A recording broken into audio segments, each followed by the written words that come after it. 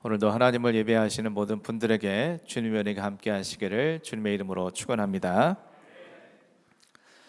병들고 귀신 들린 자들이 사도들을 통해서 자유함을 얻었다는 소식이 대제사장과 사두개인들에게도 전해지게 되었습니다. 정치 집단인 헤롯 왕이나 로마인들과 결탁해서 온갖 기득권을 누리고 있던 그들은 자신들의 기득권을 위협한다는 이유로 예수를 신성모독죄와 반란죄를 뒤집어 씌워 십자가에 못 박아 죽였습니다. 그런데 그 예수가 부활했다고 주장하는 사도들로 말미암아 수많은 표적과 기사가 나타나고 병든 자들과 귀신 들린 자들이 다 나음을 입게 된 것입니다. 이에 그들이 누리고 있던 기득권에 또다시 위협을 느꼈음은 물론이요, 높아져만 가는 사도들의 인기에 그들의 마음은 시기로 가득 차게 되었습니다. 특별히 이 모든 일이 자신들이 죽인 예수가 부활하여 이루어진 일이라고 사도들이 공공연하게 증언하고 있으니 과거 자신들이 범한 죄악상이 드러나 밀란까지 일어나게 될 것을 그들은 심히 염려할 수밖에 없었습니다. 그래서 그들은 사도들을 삼엄한 감시가 이루어지는 공공 감옥에 가두어 버렸습니다.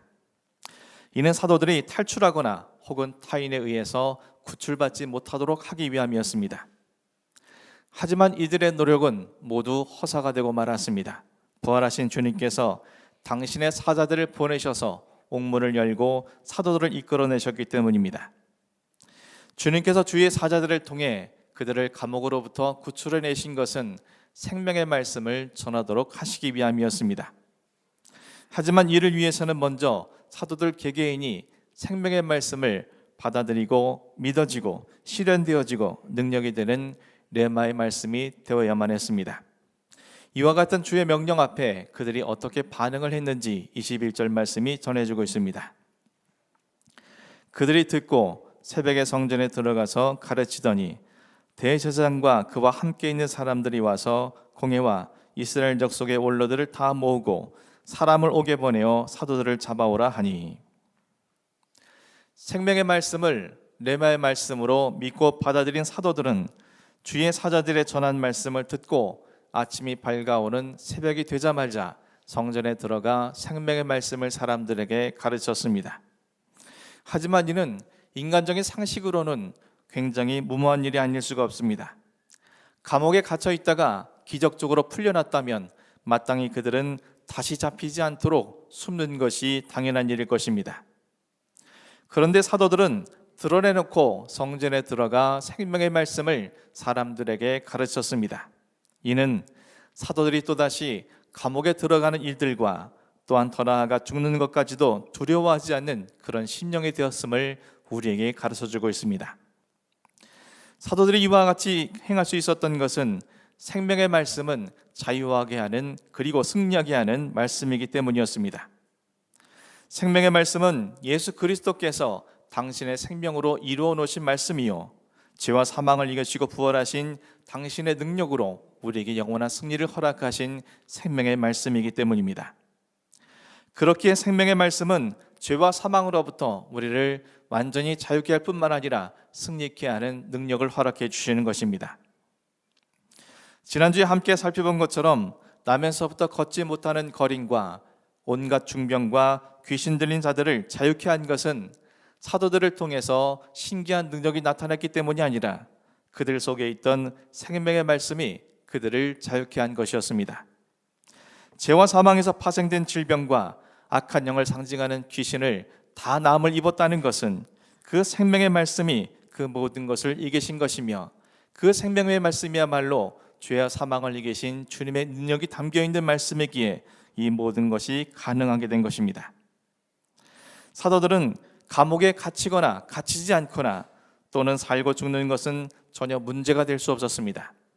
그 생명의 말씀이 자신들에게 레마의 말씀이었기에 자신들은 그 어떤 상황 앞에서도 온전히 자유할 수 있는 진정한 자유의 사람이요 승리의 사람들이었기 때문입니다. 한편 대제사장과 그와 함께 있던 사람들은 아침이 밝아오자마자 살해드린 공회를 소집했습니다.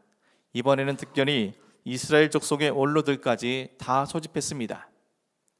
이와 같이 행한 것은 이번에 사도들을 통해서 일어나는 일들을 그들이 얼마나 위기감 있게 느꼈는지를 우리에게 보여줍니다. 모든 사람들이 모이자 그들은 사도들을 옥에서 잡아오라고 부하들에게 명령했습니다. 22절, 23절 말씀입니다. 부하들이 가서 옥에서 사도들을 보지 못하고 돌아와 이르되 우리가 보니 옥은 든든하게 잠기고 지키는 사람들이 문에 서 있으되 문을 열고 본즉 그 안에는 한 사람도 없더이다 하니, 사도들을 감옥에서 잡아오라는 명을 받은 부하들이 옥에 갔습니다. 감옥은 여전히 든든히 잠겨 있고 경비들도 사도들이 감금되어 있는 감옥의 문을 굳게 지키고 있습니다. 하지만 문을 열어보니 그 안에는 한 명의 사도도 있지 않았습니다. 주의 사자가 옥문을 열고 그 사도들을 이끌어낸 것을 그들은 알지 못했기에 그들은 다시 돌아가 공예에게 모든 사실들을 설명할 수밖에 없었습니다. 이어지는 24절에서 26절까지 말씀입니다. 성전 맡은 자와 제사장들이 이 말을 듣고 의역하여 이 일이 어찌 될까 하더니 사람이 와서 이르되 알리되 보소서 옥에 가두었던 사람들이 성전에 서서 백성에게 가르치더니 하니 성전 맡은 자가 부하들과 같이 가서 그들을 잡아왔으나 강제로 못함은 백성들이 돌로 칠까 두려워함이더라. 부하들로부터 옥은 든든하게 잠겨 있고 지키는 사람들도 옥문에 서 있었지만 사도들은 깜짝같이 사라졌다는 보고를 받은 사내들인 공예는 크게 당황할 수밖에 없었습니다. 특별히 당시 성전 내의 치안과 질서를 유지하는 총책임자였던 성전 맡은 자와 함께 있던 제사장들은 이 말을 듣고 의혹했다라고 성경은 전해주고 있습니다. 우리말 의혹하여라는 말은 매우 어리둥절하거나 매우 당황하다라는 의미로서 전혀 이해할 수 없는 상황 앞에서 그들이 갖게 될 당혹감에 대해 누가는 우리에게 전해주고 있습니다. 그들은 이 일이 어찌 될 거라며 지금 벌어진 일에 대해 어떻게 결론을 내려야 할지 알 수 없는 그들의 심경을 본문은 보여주고 있습니다. 그때였습니다. 어떤 사람이 그들에게 찾아와서 옥에 가두었던 사람들이 지금 성전에 서서 백성을 가르친다는 소식을 전해왔습니다. 이에 즉시 성전 맡은 자와 부하들은 사도들이 있는 성전으로 달려갔습니다. 하지만 그들은 이전과 같이 사도들을 강제로 연행할 수가 없었습니다. 그 이유는 백성들이 자신들을 돌로 칠까 두려워했기 때문입니다.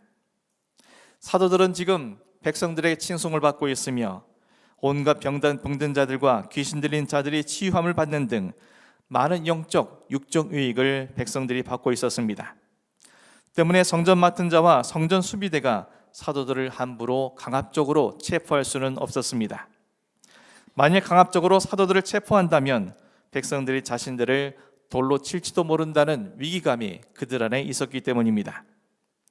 이는 생명의 말씀을 선포하는 사도들을 백성들이 어떻게 생각하고 있는지를 우리에게 가늠케 합니다. 따라서 사도들이 사내들인 공회로 가게 된 것은 성전 맡은 자가 강제로 그들을 체포했기 때문이 아니라 스스로 자발적으로 사도들이 동행해 준 결과임을 우리에게 알게 해줍니다. 사도들에겐 자신들이 언제 어디에서 누구 앞에 있든지 간에 자신들과 함께 해주시고 역사해 주실 생명의 주님께서 함께 하실 것이기에 그 누구도 그 어떠한 상황에 대해서도 그들은 담대할 수 있게 된 것이었습니다. 사랑하는 성도 여러분, 오늘 본문 속의 사내들인 공예가 대체 어떤 사람들입니까? 명문 가문에서 좋은 혈통과 좋은 신앙 배경 안에서 출생하여 최고의 교육을 받고 성장하여 결국 유대 사회에서 최고의 자리에 오른 사람들입니다. 그들 손에 의해서 유대 사회가 좌지우지되고 있습니다. 그들 손에는 막강한 부와 권력이 쥐어져 있습니다. 그들이 마음만 먹으면 무슨 일이든지 안 되는 일이 없을 정도로 그들은 무소불위의 힘을 갖고 있습니다. 하지만 오늘 본문 속 그들의 모습은 어떠합니까? 자신들이 가진 그 힘과 권력으로 사도들을 가둬둘 수 있다라고 생각했지만 그렇게 되지 못했습니다. 심지어 자신들이 이해할 수 없는 상황 앞에서 당황하며 당혹감을 갖추지 못하는 그들의 모습은 참으로 어리석기 짝이 없습니다. 그리고 자신들이 군림하고 있다고 여긴 백성들로부터 돌로 침을 당하지 않을까 두려워하는 그들의 모습은 참으로 한심한 모습으로 보입니다. 반면 이스라엘 빈민촌 갈릴리 출신으로서 가난한 부부 밑에서 태어나 일평생 배운 것이라고는 먹고 살기 위해 필요한 고기잡이뿐 사람들에게 무시당하는 천한 신분으로 살아온 사도들이었지만 그들은 그 어떤 감옥에도 갇혀지지 않는 자유인이었으며 그 어떤 일에도 두려워하지 않는 용기 있는 사람들이었으며 무엇보다 주님께서 언제나 함께 해주시고 은총을 베풀어 주시는 축복의 사람들이었습니다. 창세기 4장 16절에서 24절까지 말씀은 동생을 살해하고 하나님으로부터 추방당한 가인의 행보에 대한 내용들을 기록을 하고 있습니다. 가인은 여호와 앞을 떠나서 에덴 동쪽 놋 땅에 거주하며 그곳에서 아내를 만나 에녹이라는 아들을 낳게 되었습니다. 아들을 낳자마자 가인이 한 일은 성을 쌓는 일이었습니다. 그리고 그 성의 이름을 아들의 이름을 따서 에녹이라고 지었습니다. 이런 그의 행보를 통해 우리는 그가 하나님 앞에 자신의 죄벌이 너무 크므로 자신의 긍휼을 베풀어 달라는 가인의 호소가 사실은 진정한 호소가 아닌 일시적으로 후회할 수는 있을지 모르지만 하나님 앞에 또 다른 반하는 행동을 하고 있다는 사실을 우리에게 보여주고 있습니다. 하나님께서는 인간을 창조하시고 내리신 명령은 생육하고 번성하여 땅에 충만하라는 것이었습니다. 그리고 그들에게 땅을 정복하고 모든 생물을 다스리라고 말씀하셨습니다. 이는 흩어져 세상에 성육하고 번성하여 땅에 편만하게 퍼져 하나님이 맡기신 온 만물들을 정복하고 다스리라는 의미였습니다. 이와 같은 하나님의 명령을 지키기 위해서 반드시 선행되어야 될 것은 그들이 흩어져야 한다는 사실입니다. 그리고 그곳에서 하나님을 의지하고 하나님 뜻 가운데 살아가야만 합니다. 하지만 가인은 흩어짐을 면하기 위해 성을 쌓습니다. 성을 쌓는다는 것은 죄의 결과인 두려움의 결과이며 결국 하나님 대신 인간이 인간을 의지하고 자신의 능력을 의지하며 살겠다라는 교만의 결과인 것입니다. 그리고 성경은 가인의 5대 우선인 라멕에게 초점이 맞춰져 있습니다. 라멕은 두 아내를 맞이했고 두 아내를 맞아서 세 아들을 얻게 되었습니다. 그 아들들에 대해서 성경은 이렇게 밝히고 있습니다. 창세기 4장 20절에서 22절 말씀입니다. 아다는 야발을 낳았으니 그는 장막에 거주하며 가족을 치는 자의 조상이 되었고 그의 아우의 이름은 유발이니 그는 수금과 퉁소를 잡는 모든 자의 조상이 되었으며 실라는 두발가인을 낳았으니 그는 구리와 서로 여러 가지 귀구를 만드는 자요 두발가인의 누이는 나아마였더라.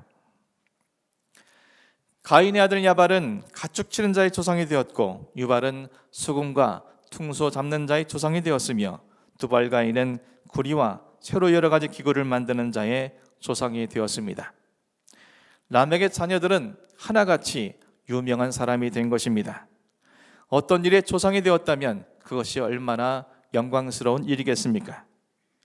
라멕의 자녀들은 외형적으로 각 분야에서 최고의 위치에 오르게 된 겁니다. 그런데 성경은 라멕에 대해 또 한 가지 사실을 덧붙이고 있습니다. 창세기 4장 23절 24절 말씀입니다. 라멕의 아내들에게 이르되 아다와 실라여 내 목소리를 들으라. 라멕의 아내들이여 내 말을 들으라. 나의 상처로 말미암아 내가 사람을 죽였고 나의 상함으로 말미암아 소년을 죽였도다. 가인을 위하여는 벌이 7배일진데 라멕을 위하여는 벌이 77배이리로다 하였더라. 이 구절은 라멕이 자신의 아내들에게 만든 노래를 들려준 것입니다. 그리고 성경 인류 역사상 첫 번째 노래였습니다.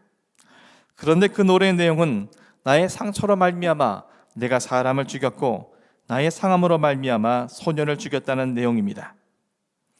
아무도 어느 소년 하나가 고의적인지 실수인지는 모르지만 라멕에게 상처를 내었고 이에 분노한 라멕은 그 소년을 죽인 것으로 보입니다. 성경 속에는 살인에 대한 다양한 표현이 있지만 오늘 본문 속에 죽인다라는 표현은 그냥 죽이는 것이 아니라 머리부터 발끝까지 처절하게 살육한다는 뜻을 갖고 있습니다. 가인이 자신의 동생을 돌로 쳐 죽인 것에 비한다면 그 죄가 얼마나 더 깊어졌는지 충분히 가늠케 합니다. 또 라멕은 노래하기를 가인을 위하여는 벌이 7배일진데 라멕을 위하여는 벌이 77배이로다 라고 노래했습니다. 자신의 5대 조상인 가인을 위해서는 벌이 7배이지만 자신을 위해서는 벌이 77배이라고 그는 자랑하듯이 이야기하고 있습니다. 죄가 깊어졌으니 그와 같은 죄의 벌이 커진다라는 것은 당연한 일이겠지만 이것을 자랑하듯이 노래한다는 것은 그가 얼마나 마음이 완악하고 흉악한 자인지를 우리에게 가늠케 합니다. 이것이 얼마나 큰 죄요 큰 교만인지 우리에게 보여주고 있는 것입니다. 이와 같은 가인의 후손들을 통해서 확인할 수 있는 것이 무엇입니까? 사람이 사람을 의지하고 산다는 것, 사람이 자신의 능력을 의지하고 산다는 것이 얼마나 큰 범죄인지 깨달을 수 있습니다. 가인은 에녹성을 쌓고 사람이 사람을 의지하고 자신의 능력만으로 살 수 있다라고 생각했습니다. 처음에는 정말 그렇게 되는 것만 같았습니다. 자신의 후손들이 각 분의 조상이 되고 날이 갈수록 발전하고 번창했습니다. 하지만 그러면 그럴수록 자신들의 죄는 더욱 강포해지고 흉악해졌으며 그로 인한 징벌 또한 커지고 말았습니다. 가인의 후손들은 왜 이처럼 비참한 가문이 되고 만 것입니까?